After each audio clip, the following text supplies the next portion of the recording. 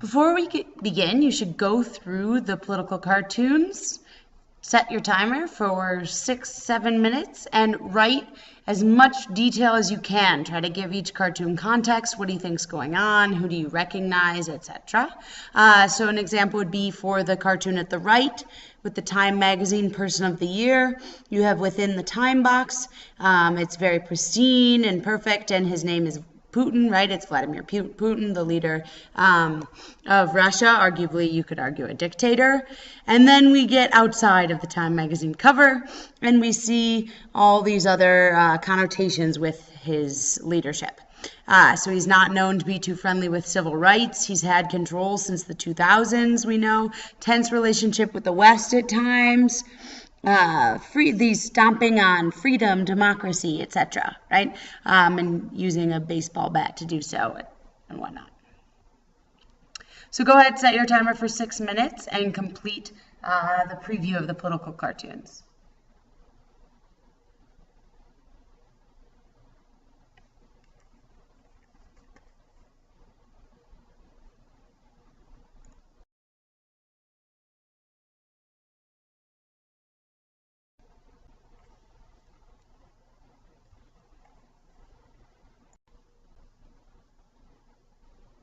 So here we have, the cartoon says, Boris Yeltsin freed from Russia from its authoritarian past, and always, always, always when we're toppling governments in the Middle East and in the USSR, what used to be the USSR, it's symbolic that we're tearing down statues. And so we have this big bear statue being torn down, and Boris Yeltsin is saying, now I can build a better future. And you can see the bear, the new and improved authoritarian Russia by Putin, right?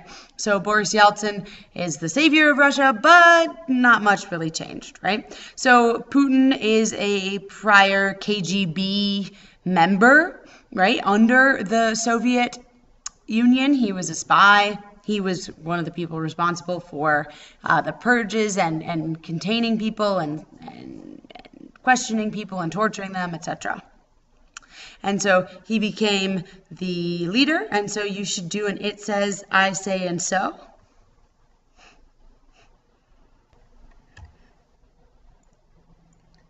Okay, so you should recognize right off the bat George W. Bush in the bottom left-hand corner here. And he is saying, President Musharraf and I want to spread democracy in the region. This cartoon is symbolic of the U.S. having a history of pairing itself with brutal dictators who claim to support democracy but don't really have the people's interests at stake. And so reasons we might do this would be that these nations are oil rich or have some sort of other natural resource. So here we have Musharraf. He's the president of Pakistan, and he's saying, spread, stretch, what's the difference? And so Musharraf came to power in 2001, and he stepped down in 2008 to avoid impeachment, which means he was not doing a very good job of defending this democracy, which he claimed to support. But again, we made a habit of propping up some evil dictators. And here we have an example of a cartoon representing the Egyptian Democratic Uprising, which was part of the Arab Spring. And you see Twitter everywhere, and it's almost as if the people are throwing, you can see rocks and bricks on the ground, but also Twitter hashtags. And this is because social media and technology, Facebook and Twitter, were key to the Egyptian people and people in Libya organizing their protests. It allowed people to communicate free of government intervention. And so this happened across the Middle East, which we'll get to, but uprisings by the people for democracy against their leaders. And many of these leaders that we, the United States, supported because of our own interests. So here we have our Arab Spring eggs. You should recognize...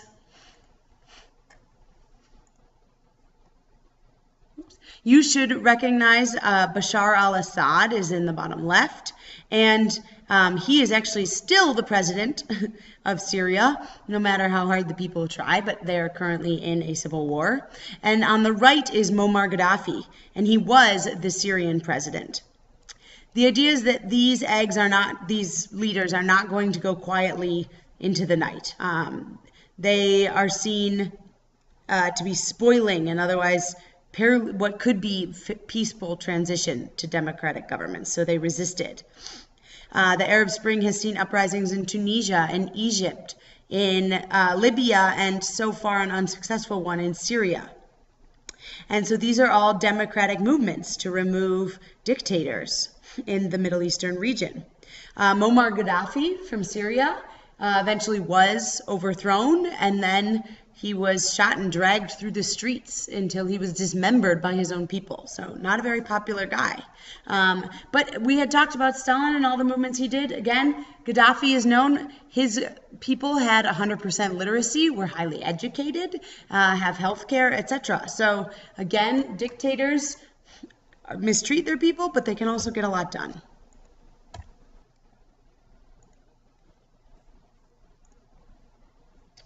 Okay, so take a second to look at this cartoon. Think about what you see and what that means. Some kids going, oh my God, OMG, right?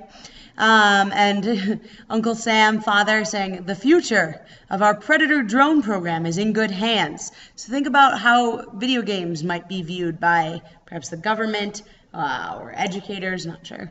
And the mom, English departments, not so much. A commentary on education. So the U.S. has been at times criticized for its active military role in, quote unquote, supporting democracy, but also it has been praised. So there's two sides to this. The U.S. has been using drones in Libya to help keep control of the government and take out and support the democratic movement. We've used drones in Syria for the same means and against ISIS, the Islamic State, the self-proclaimed Islamic State. So we've supported rebel groups that we believe will push for democracy, but not very hands-on, again, with drones, not putting our own people at risk. However, it is unclear in a lot of situations what the rebel groups are standing for. Are these rebel groups going to create a stronger, better government, or will we see more of the same?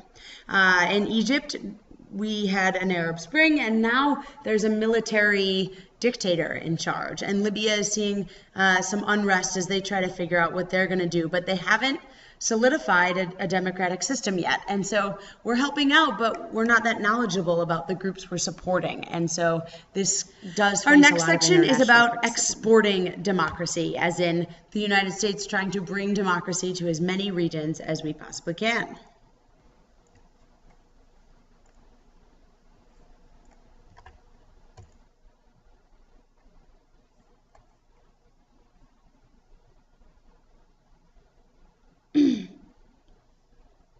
Okay, here we see somewhat of a critique of democracy.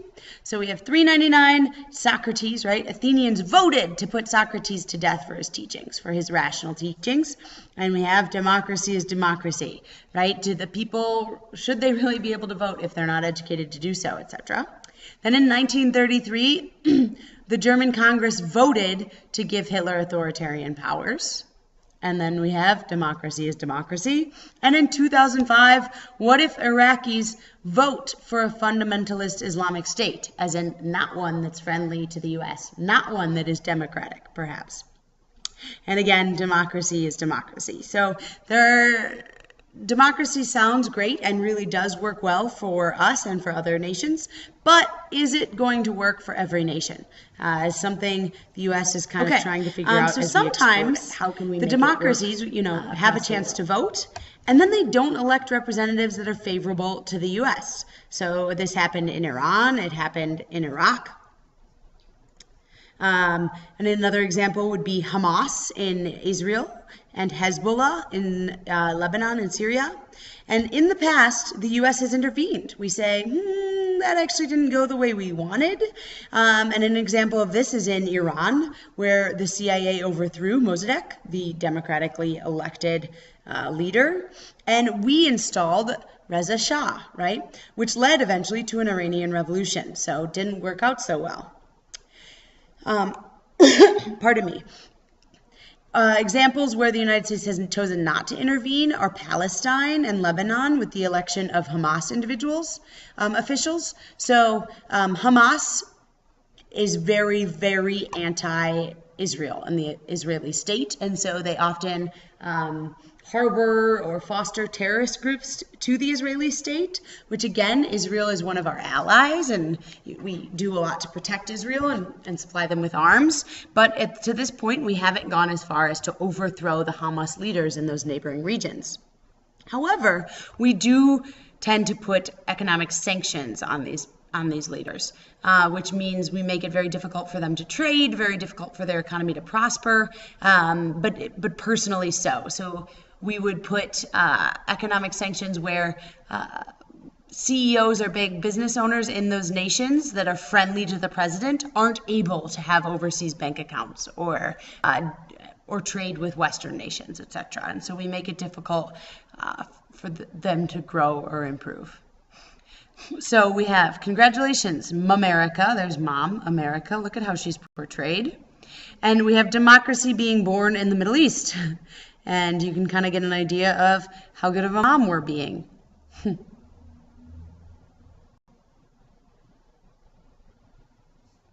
Right? Okay, moving on. Okay, here you should see or recognize George W. Bush and Dick Cheney. And so they say, another place we can spread democracy. Excellent. Shall we begin with shock or awe? And they said there's an Earth-like planet discovered. And so the idea is that the United States adopted this policy of spreading democracy without a real plan or understanding of the nations. And so that's where Dick Cheney looks a bit like a buffoon, where it's just sort of our dog and pony show that we put on as we try to spread democracy, mostly unsuccessfully, to nations that we don't understand their sectarian divisions or religious divisions, etc. Okay. And here we have what looks like the endless Middle East conflict. You have 2 U.S. soldiers. They seem to be in water, holding their guns above the water, and they're saying, and look at the gunfire, right, all around them. Be nice if the Israeli government was as worried about our security as we're supposed to be about theirs, right? Pardon me. So this is a common theme. Consider maybe Vietnam or Korea, where we get so involved in these other nations without perhaps, at least to the American people and definitely to the soldiers, an immediate benefit or an obvious benefit. Sure, it probably helps us politically and in ways that, people won't know about for another 40 to 50 years, but perhaps they'll feel cynical about it as well.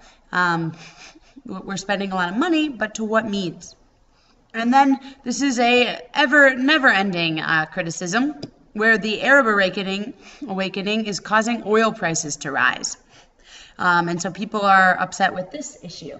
A lot of this is because, for example, when we went in and took out Saddam Hussein in Iraq, we had almost endless supplies of oil, cheap oil. But when those nations are fighting, undergoing a civil war, or a new leader that's not friendly to us takes power, they take back control of the oil and oil prices go up. A recent reaction to this, where we've seen oil and gas prices go down, is that we started drilling offshores and in Alaska and tapping into our own oil sources. If you read the paper, this seems to be a political move. It's an effort for the U.S. to not have pressure to end conflict in the Middle East, that we can be self-sufficient. It also puts a lot of pressure on the Middle East because we are a huge consumer of oil, and so they're not getting that income right now. And so the idea is you need to cooperate with us. And so we're kind of trying our hand at manipulating, the oil markets our own way.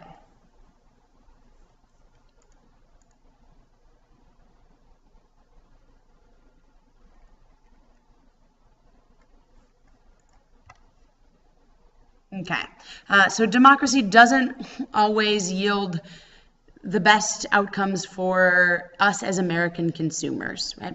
And these new, stronger governments that we actually want in the Middle East also so might not George give us as W. much. Bush globe, and it's pretty much us versus them. As far as oil and resources. It was a very small-minded mentality.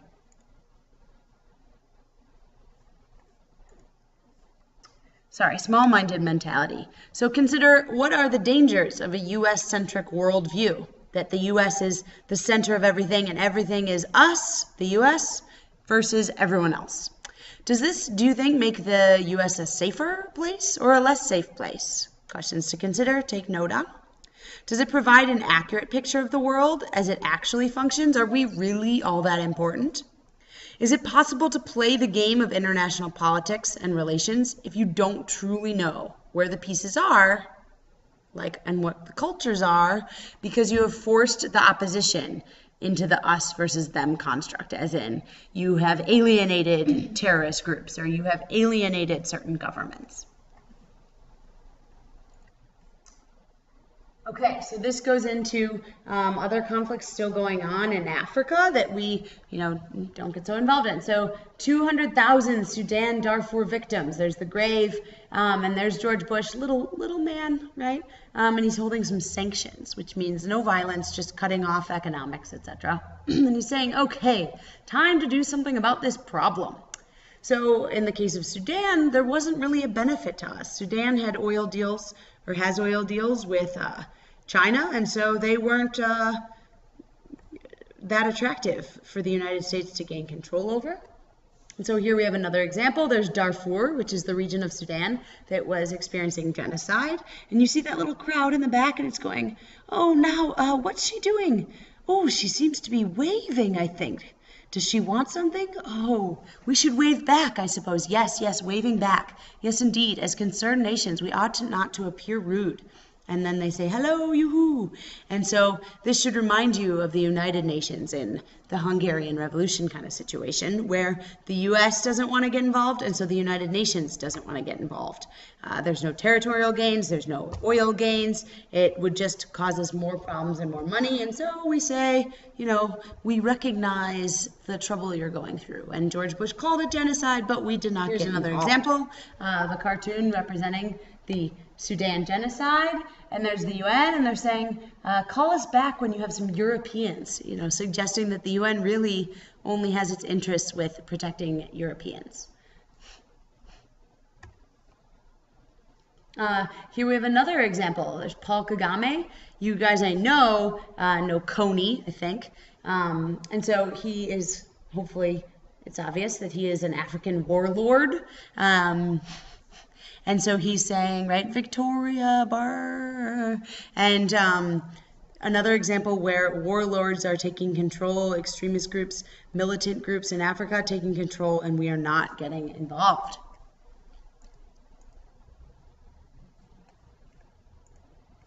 Sorry. So Sudan connects to Paul Kagame, the leader of Rwanda. And so Rwanda in the early 1990s had a genocide, and the U.S. and the UN basically were a small pest like that bee, right, trying to intervene. So we actually did send peacekeepers, but their orders were do not shoot under any circumstances. You can shoot into the air, but you're not to shoot at any rebels. And the rebels figured that out. And we now on to the role of China as China rises kind of at the same time as the U.S. and what dynamics that creates in the world.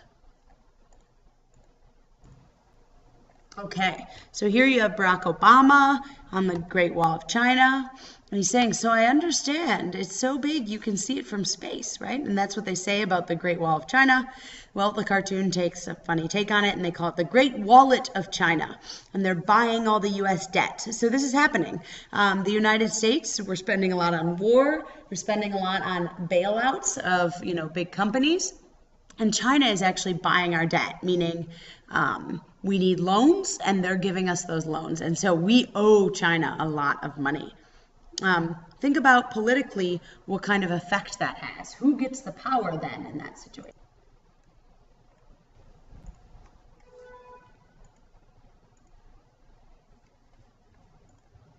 And so here we again have the Great Wall of China, and we have democracy.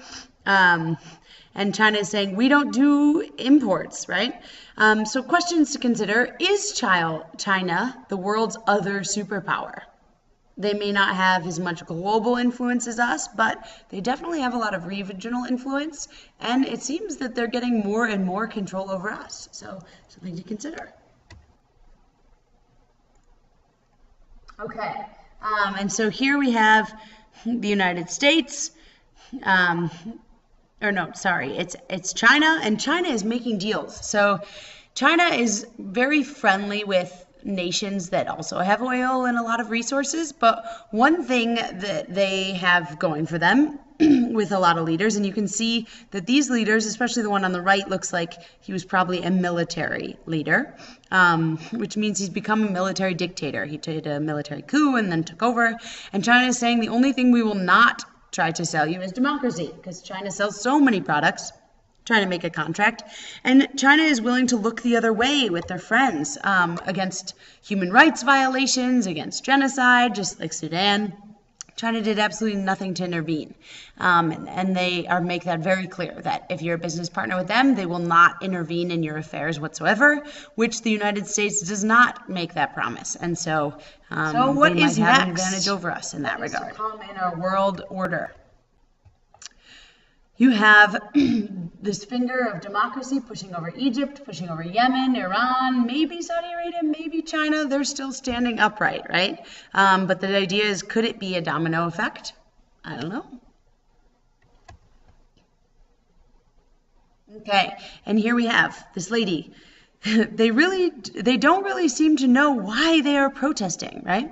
And then Uncle Sam is out there saying, they don't know why they're protesting. And so this is all about the Occupy movement, the Occupy Wall Street. And they have a lot of different messages. So the United States is getting these kind of extremist parties. We have the Tea Party that says no raising taxes, no taxing the people whatsoever, which isn't very realistic.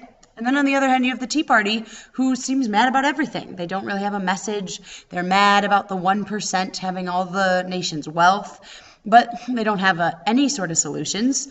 They just complain and protest. And so it sort of looks like we are at a standstill as a government, that we don't have a lot of people in the middle that are willing to actually find solutions and make things work, because that might require cooperation. And here we have Putin, and he's saying, Russia is seeking into democracy.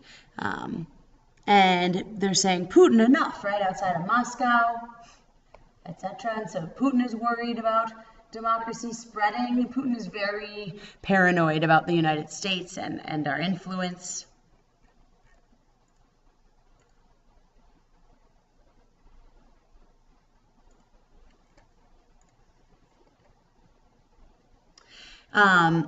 So he had an election not too long ago, and it was definitely rigged. This irony is that Putin is, says he's democratic, but the people are speaking out against Arab Spring, and again, this idea of a domino effect and democracy knocked over Egypt and Libya. And there is Bashar al-Assad holding up Syria. But really, we're not seeing huge democratic shifts in these nations. You have extremist groups like ISIS who are getting a lot of arms from somewhere, probably Russia. And we're having issues with this democratic shift. And again, sanctions are on Assad, but not much more. The UN hasn't really intervened. He has committed atrocities against his people, but Russia supports him. And so it looks like it's not really certain what's going to go on right now, but there's a rebel group against him. So there's the government, there's the anti-government rebel group, and then there's ISIS. And those are all the groups fighting for power in Syria. And then we have our Iraq and Afghanistan wars that we are backing out of. And really, we've just left total chaos in the region. Iraq is now in some type of civil war, violent state. We have a priest saying, "Bless this soldier, O Lord, for he gave his life in Najaf," so that terrorist al-Sadr might become a politician, right? And there's al-Sadr, amen. And so he was a terrorist, and now he is taking control of Iraq. And so the idea is, what was all that fighting for? What did all our American soldiers die for if Iraq is just going to sink back into having a dictator leadership, right? And so here we have the United Iraq Democratic Congress grand opening. Look at what sorry state it is in, and you can see the divisions in Iraq. There's the Sunni only, the Shiite only, the Kurd only, and so The idea is that democracy is really struggling in places with sectarian divisions, or that is like religious or ethnic divisions, along 2 to 3 major lines. And so it's not really working. Last example, we have the last American contract troops are gone. We Iraqis can determine our future now. And so they're so excited, and then they start fighting right away, right? They have such deep histories of conflict, our different groups, Sunnis and Shias, etc., that they're not able to peacefully resolve conflicts. And we haven't really done much to help the two groups work together either. So. And here we have the Grim Reaper saying, "Welcome to Afghanistan, graveyard of empires." This is a historical reference, right? It is where empires go to die, like the Mughals and the Mongols, and the Persians and the Turks, etc., right? And you have Obama's surge, which looks sort of like a sad, sorry, unprepared soldier. And then you see, oh, the USSR was here, right? That no one's really been able to tame Afghanistan. And so what was the US thinking maybe when we tried unsuccessfully?